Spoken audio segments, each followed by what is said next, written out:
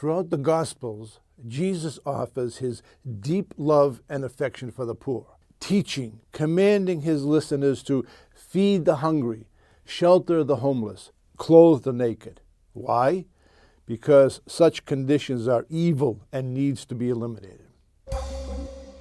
Obviously, being hungry, homeless, or unclothed are conditions that no one wants to find themselves in, but they are not to be considered a contracted disease from which one must be healed. While society has looked upon material poverty as a fate worse than spiritual poverty, it's not.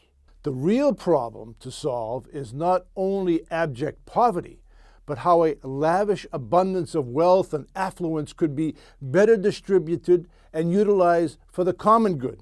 Jesus said, "See that you do not gather for yourselves treasure upon the earth, where rust and moths destroy, and where thieves break in and steal. But gather treasures together in heaven, for wherever your treasure is, there will your hearts be also." In the Gospel of Luke, Jesus tells the parable of the rich fool, of one who had such an overabundance of material wealth, he considered tearing down his storage facilities and erecting larger ones so as to have adequate storage space. This fool was unable to understand what he really needed in order to live life and be happy. There is an old saying, "I ask God for all things in order to enjoy life." God gave me life to enjoy all things.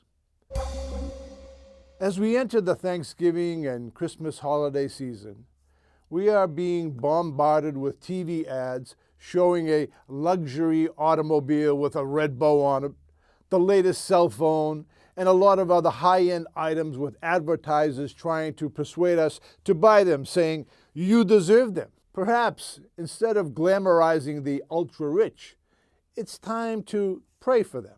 Those who are in bondage to their needing more and more. Those who have traded relationships for stuff, and whose spirits have been impoverished by their material success and possessions. Pay closer attention this year to the plight of Ebenezer Scrooge in Dickens' A Christmas Carol.